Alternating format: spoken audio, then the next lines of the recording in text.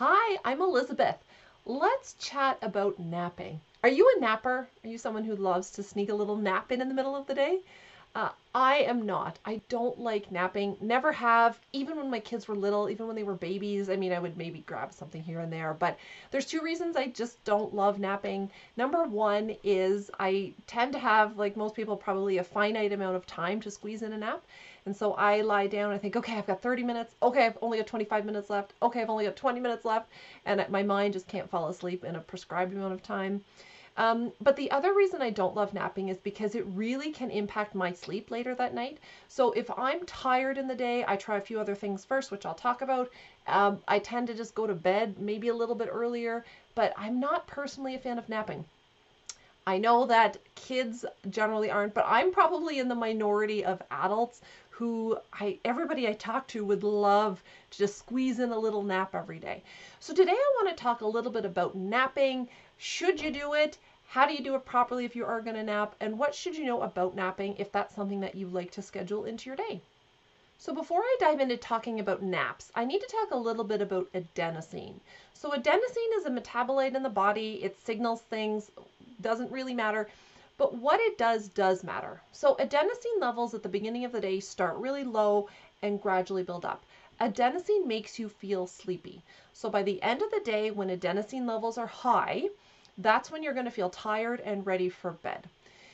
There's a couple things to know about adenosine. At the end of the day, your body, while you're sleeping, your body goes through and clears out the adenosine to kind of reset you for the morning. So after a good night's sleep in the morning, you should feel rested, you should feel refreshed, you should feel ready to go because your adenosine levels are the lowest that they're going to be over the course of the day. They will build up again as the day goes on. For those of us that don't necessarily feel that rested and refreshed in the morning, maybe feeling like that kind of groggy, cobwebby feeling, that's where caffeine helps. So caffeine actually blocks the adenosine from signaling to the body. So even though you may have a lot of adenosine still in your body and your brain, caffeine blocks it so you can't feel it. And that's why caffeine works to kind of perk you up, make you feel amazing. But that's also why caffeine isn't a great idea for most people in the later part of the day because it blocks that adenosine. The goal to being able to fall asleep at the end of the day, along with a few other things at play, there's lots of things here at play, but with adenosine is to have the levels high and have your body being able to feel them. So cutting off caffeine around midday helps with that. But the other thing that can play a role in adenosine is naps. So anytime you sleep, the body has the opportunity to kind of go in there and clean out adenosine.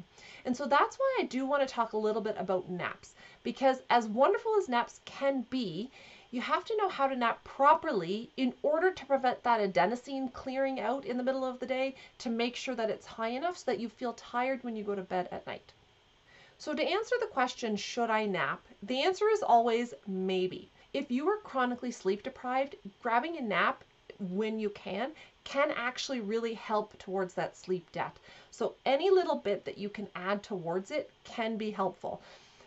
Remember, when we're exhausted, it can be really hard to address the foundational things around sleep. So addressing how you're moving and your stress levels and what you're eating and all of those things that really play a big role in sleep. When we're exhausted, we just might not have that capacity.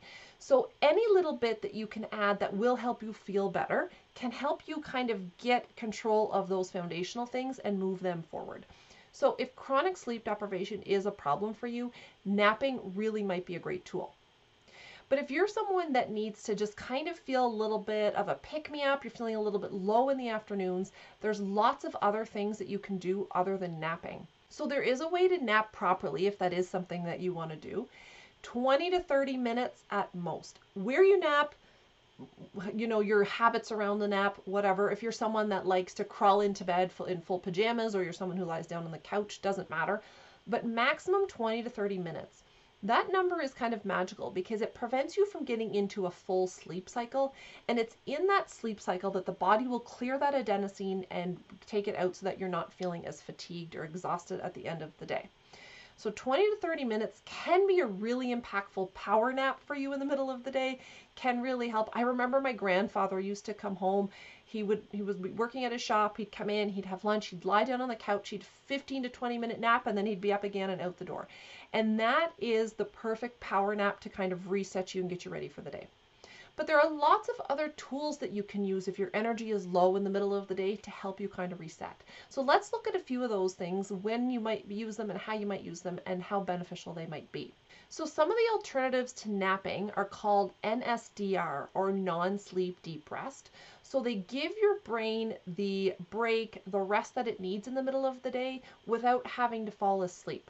So one of those options is meditation. Meditation is a great way to get this NSDR in.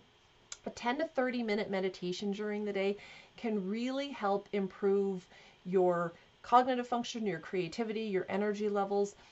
What a meditation can look like depends entirely on you. So that might be deep breathing exercises. It might be an app. It might be a guided meditation on YouTube. You might work with somebody who walks you through a meditation on a regular basis.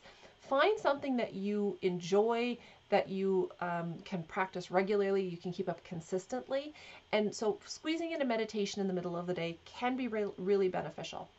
A second option in this NSDR category is actually hypnosis. This is not something that I've tried myself, but some of the scientists and people who study sleep and rest recommend hypnosis. And in particular, one of the apps they recommend is Reverie. So if this seems sort of interesting or attractive to you, check it out, try it out, and let me know what you think, because the evidence is there to say that this, again, 10 to 30-minute session of hypnosis can be just as effective as a nap in the middle of the day. I haven't tried it myself, but I'd love to get some feedback from you if you have. And the third option for this NSDR is Yoga Nidra. So if you're not familiar with Yoga Nidra, that means essentially it's translated to yogic sleep. Yoga is an incredible tool, great for all sorts of things. Yoga Nidra is it's a little bit different than meditation. It's kind of a way to bring your consciousness, it sort of puts you in between sleeping and waking. With meditation, you're always awake. You're just kind of practicing to put your mind in the present, essentially. But with Yoga Nidra, it kind of puts you at a different level of consciousness. It's really neat. I've tried it a few times. I really like it. There are a lot of Yoga Nidra scripts, guides, resources. YouTube has some incredible Yoga Nidra options that you can check out. So just finding ways to fit that in, again, 10 to 30 minutes in the middle of the day, that is another great option for NSDR, or non-sleep deep rest. But the final option I'm going to add that isn't technically NSDR, but I will argue will help improve your energy. So if you're at the middle of the day and you're just feeling low and tired and lethargic, go for a walk. Any sort of movement in the middle of the day, get your blood flowing. Well, that's exactly what it does. But you get moving, especially outside, get some fresh air, get some sunlight on your face. That can be, again, doesn't need to be long, 10 to 30 minutes. That can be just as effective, maybe more so, than a nap in the middle of the day. And you get your movement or your exercise in, so you kind of kill two birds with one stone. But going for a walk, doing a yoga class, doing some stretching, something like that that's movement in the middle of the day can absolutely increase your energy and get you going again. Other things to think about are when energy dips would be drinking some great water, a healthy snack if your blood sugar is really low. But focusing on these NSDR things and or walking in the middle of the day can be really great alternatives if you're someone who reliably needs a rest in the middle of the day, which arguably we probably all do. But no matter what you do for a midday rest, I always want you to remember that the big goal is to make sure that you're having a solid sleep at night. So if napping during the day is working for you, but it's really during the day, but it's really throwing off your sleep at night, I would suggest you find a different alternative to getting that regeneration in the middle of the day. A good nighttime sleep is always, always, always the priority from a sleep perspective, and making sure you're on top of that is key. If you need some help or some support, I'm going to throw a link below for my 5 tips for a better sleep tonight that you can grab and check out and start to implement some of those tips to help improve your sleep at night. I hope this was helpful. Let me know if you have any questions. I'm so curious to hear what your thoughts on napping are. If you love it, if you hate it, if you're sort of somewhere in the middle, if you do it, if you need it. And what kind of napper are you if you are a napper? Someone on the couch or you're heading straight to bed? I hope you have a great day. Let me know if you have any questions, and I'll talk to you soon.